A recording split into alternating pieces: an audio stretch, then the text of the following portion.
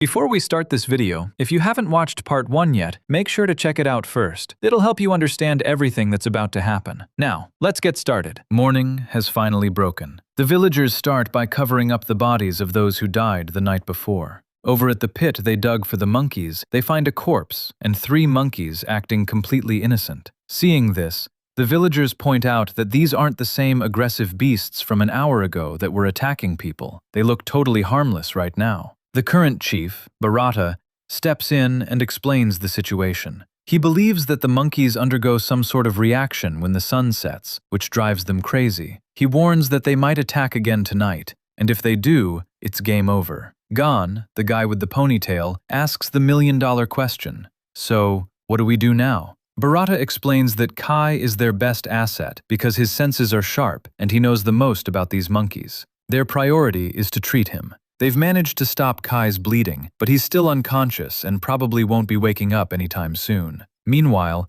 some of the women start throwing stones at the monkeys in the pit. Honestly, you can't blame them. These monkeys just slaughtered their husbands and kids. The monkeys are acting like they didn't do anything, but the women know the truth. Bharata tries to stop them, but an angry old lady grabs her walking stick, shoves it straight down a monkey's throat, and kills it. Why did Bharata try to stop them? He didn't want them dead yet. He covers the pit and tells the villagers they need to examine the monkeys while it's still daytime. If they can figure out what triggers their violent behavior before nightfall, they might stand a chance. Things quickly go south for Kai. News breaks that his fever is spiking, and he is officially in bad shape. The only thing that can cure him is bear bile, obtained by hunting a bear and drying its gallbladder. They don't have any on hand, and hunting a bear right now is a suicide mission. They decide their best bet is to ask the neighboring village for help. There's a risk the neighboring village might have been attacked by monkeys too, but they have to check. Who goes on the supply run?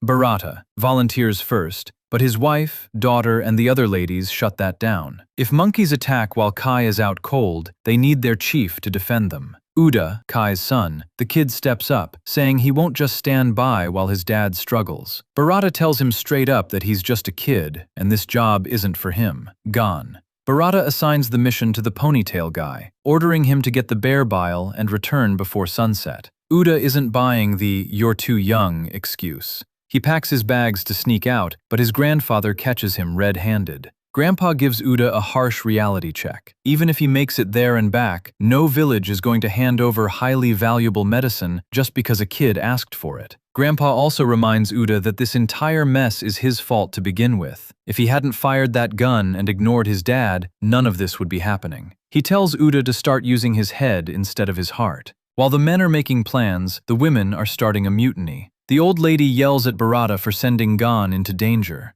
Gon's wife is crying, begging Bharata to bring her husband back safely. Bharata argues that saving Kai is essential because of his knowledge, but the old lady and the elders disagree. They argue that Kai is useless right now, and isn't worth risking the whole village over. The village essentially splits into 2 factions. Team Bharata/Kai, focused on strategy and saving their MVP. Team Grieving Women, angry at the leadership and unwilling to risk more lives. Just as tensions peak, they get hit with worse news. The monkeys have escaped the pit. They rush over and find the pit wide open with only 1 dead monkey inside.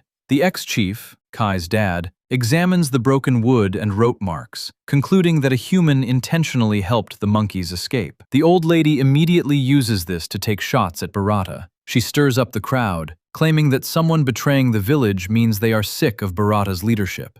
Bharata tries to calm everyone down, pleading for unity, but the old lady is out for blood. Bharata confronts a bald villager who was supposed to be guarding the pit. The guy's excuse? "My stomach hurt, so I went to the bathroom." Bharata is furious and almost hits him, but his wife and the ex-chief hold him back. The ex-chief tells Bharata to focus on the big picture as the leader. We soon find out the truth. The bald guy freed the monkeys. He has personal beef with Bharata, hates taking orders, and wants to be the chief himself. Later, as Bharata is stressing about the impending sunset, he spots the bald guy sitting down. He goes over to confront him, only to realize the bald guy is completely dead. As Bharata is examining the body, another villager walks by, sees the scene, and immediately assumes Bharata murdered him in a fit of rage. The villager blabs to everyone. The old lady leads the mob, demanding Bharata be punished. To keep the peace, Barata willingly lets them tie him up, on one condition. They have to untie him before the sun sets, so he can fight the monkeys. The old lady basically says, "Prove your innocence first, then we'll talk." We get a brief cutaway to Izanagi and 21 watching this unfold. Izanagi reveals his village went through the exact same thing. Internal fighting made them weak, and the monkeys wiped everyone out. Izanagi only survived by using his fellow villagers as bait to distract the monkeys. Gon finally returns from the neighboring village. The good news? He's safe, and his wife is thrilled. The bad news? The neighboring village is completely empty. No humans, no monkey corpses, nothing. They likely evacuated. The villagers realize they should probably run away too. The old lady takes this moment to completely overthrow Barata, refusing to untie him and declaring that the women will run the village from now on. Meanwhile, Uda spots Sosuke's mom sneaking around. He follows her and discovers she has bear bile hidden away. Uda demands she hand it over to save his dad. She flat out refuses. Her husband was the very first guy to get shot in the eye, which was Uda's fault. She blames Uda for her husband's death and the entire monkey invasion. She threatens to kill Uda and his parents if he tells anyone about the medicine. Kai briefly wakes up. Before passing out again, he looks at Uda and says, "Just do what needs to be done. Trust your gut." What is Uda's gut telling him? Steal the bear bile. Uda sneaks over to Sosuke's house. Sosuke's fever is finally breaking, and his mom steps out to fetch some fresh water. Uda starts snooping around for the stash, but gets caught by Sosuke. Sosuke has no idea why Uda is there. He starts crying, terrified because his dad was just killed by the monkeys, which, remember, is technically Uda's fault. Uda plays the sympathy card, comforting Sosuke while secretly scanning the room. He spots the bear bile. While pretending to cheer Sosuke up, Uda pulls a massive bait-and-switch. He steals the medicine and leaves a rock tied up in the cloth. Basically, a real-life fake Amazon package scam. When Sosuke's mom returns, she spots footprints, checks her stash, and realizes she's been robbed. Sosuke innocently mentions Uda was just there, checking on him. Uda sprints home and gives the medicine to Kai. His grandpa immediately knows Uda did something sketchy, but saving Kai is the priority. Right then, Sosuke's mom bursts in and sees her bear bile has been used. Uda tries to argue that she was being selfish, but she just breaks down crying. That medicine was the last thing her late husband gave her to survive. She runs off sobbing, which is terrible timing because the monkeys are on their way. Grandpa rips into Uda. "Stealing is stealin', no matter the reason." Uda snaps back, yelling that if he didn't do it, his dad would die, and the village needs his dad to fight the monkeys. Grandpa admits Uda has a point, acknowledging that humans are fragile and turn on each other when panic sets in. Meanwhile, that one couple is still hooking up, completely ignoring the apocalypse outside. They've basically accepted death and want to go out having a good time. The monkeys are back, and things just got worse. They have knives now. Sasuke's mom is caught out in the open. The village lookouts spot the monkeys and blow their emergency whistles. Panic erupts. Over at the main house, Granny steps up as the ultimate boss. When the monkeys try to breach the area, she reveals a genius trap. She mixed water with crushed chili peppers and spread it around. When the monkeys throw rocks to create an opening, Granny lobs a bag of pure chili powder at them. It bursts, getting spicy powder straight into the monkeys' eyes. They retreat in agony. Granny absolutely carries the team here. When the villagers ask why she didn't share this tactic earlier, she drops a harsh truth. If she had told everyone, selfish people would have hoarded all the chili powder for themselves. She officially declares herself the new chief outside. The monkeys catch up to Sasuke's mom. Instead of killing her, they slice her ankle just enough so she can't run. They are using her as bait to lure out others, proving they are learning sadistic human tactics. Uda and Sasuke rush out to save her. Uda fights back with a stick, but the monkeys pelt him with rocks and knives until he is bleeding out and on the verge of death. Just in time, Grandpa shows up using the chili powder trick and easily drives the monkeys away. Sasuke's mom, realizing she is now crippled and will only be a burden to the village, tries to slit her own throat with a monkey's dropped knife. Grandpa manages to stop her, but it shows just how broken everyone's mental state is. Meanwhile, Barata is still tied to a post. Kisuke and Izanagi, the human villains, show up. Kisuke admits they killed the bald guy just to frame Barata and watch the village tear itself apart. Why? Because Kisuke warned the village about the monkeys, they didn't listen, and his friend died. Now he wants the whole village to burn. To torture Barata, Kisuke snaps his fingers and drops a sickening threat. Izanagi, who is a total creep, is going to hunt down Barata's wife and 7-year-old daughter. Barata loses his mind, threatening to kill them, but Kisuke just breaks another one of his fingers and leaves him as the monkeys approach. The monkeys surround Barata and slice up his leg. It looks like game over for the chief, but suddenly, a distraction draws the monkeys away. Kai appears. The bear bile worked. He's fully healed and managed to distract the horde. Kai frees Barata, and they immediately sprint to Granny's house to check on Barata's family. Luckily, his wife and daughter are totally safe. Kisuke and Izanagi didn't go there. Things are looking incredibly dark as we wait to see if Kai can make it back home in time. The creep Izanagi stands there completely naked. Kai's wife is helpless. If she fights back, the villains might hurt the baby. But then, right before things go south, Uda kicks him square in the nuts. After 30 chapters, the kid finally does something useful. Uda's grandpa shows up next, and seeing his reaction is chilling. He's ready to kill. He tells Sasuke's mom to get back. He admits it was a mistake kicking her out of the village, but he's here to make things right. Izanagi is terrified and tries to back out, but Kisuke orders him to attack. Izanagi refuses, so Kisuke just threatens him. When Izanagi finally tries to fight Grandpa, the old man breaks his, well, let's just say he takes care of the threat instantly. Kisuke then attacks Grandpa.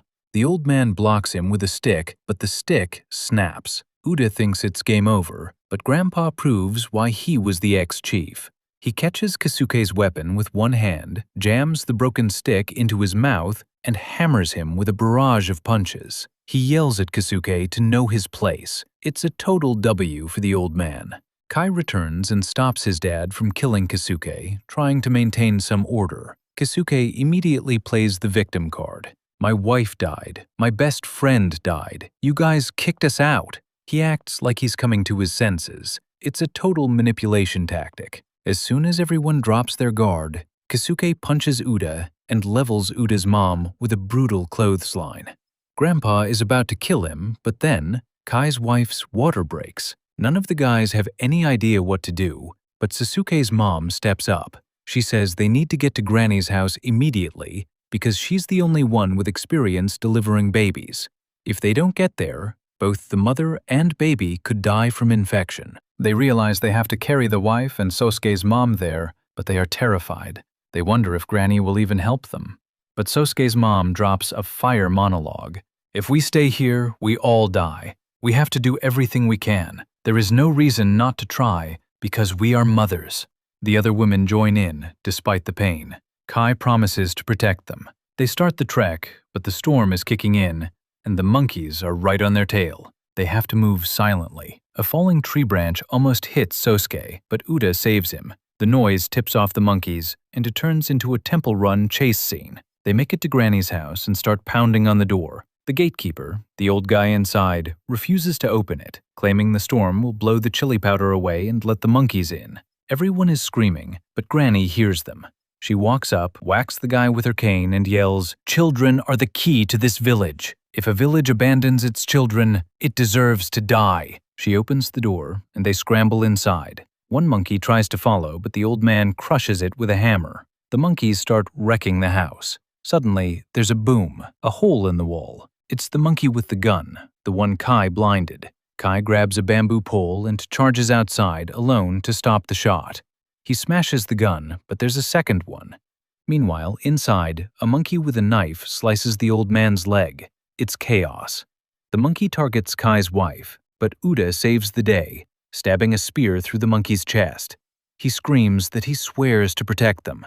Kai's wife successfully delivers the baby boy. Both are alive.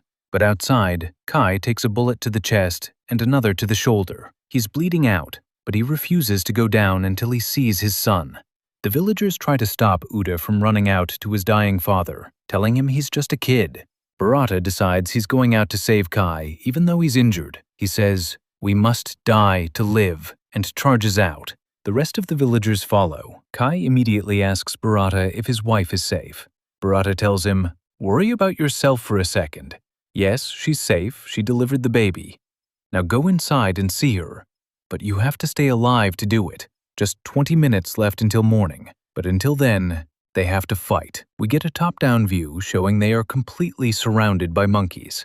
They broke the guns, but the monkeys still have knives. The humans try to strategize and run, but they're boxed in. Gon kills a couple with his bamboo pole, but then two monkeys attack him at once, snatch his bamboo, and are about to execute him. Kai suddenly throws gunpowder right in the monkey's face and smacks it with a bamboo pole, causing a mini explosion that forces the monkeys back. Barata tells Kai to stop fighting in his condition, but Kai refuses. "I am not dying. I am going to see my kid." Seeing Kai's resolve motivates everyone.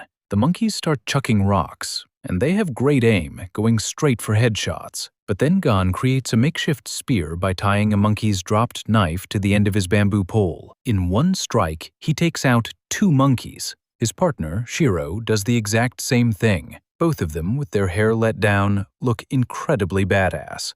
Shiro says, "Don't worry, we won't let you die." They fight their way through the horde and successfully make it back into the house. Kai steps up to see his kid and is overjoyed. However, he refuses to hold the baby because his hands are covered in blood and he doesn't want to risk giving the newborn an infection. Meanwhile, the monkeys outside have gone completely rabid. They are doing whatever it takes to tear the house down. They manage to poke a small hole in the wall, but Gon instantly stabs his spear through it, killing the monkey. Gon peeks through the hole and sees an overwhelming amount of monkeys outside. Granny's house is officially compromised. The villagers change tactics. They put all the kids, women, and elderly in the center of the room, and all the men surround them with their bamboo spears because they know the monkeys are coming in. The monkeys finally breach, and it turns out they made their own spears too. One monkey charges straight past the men to attack the women and children directly, but Granny defends them. Then, 2 to 3 monkeys jump Granny all at once. Kai intercepts and saves her.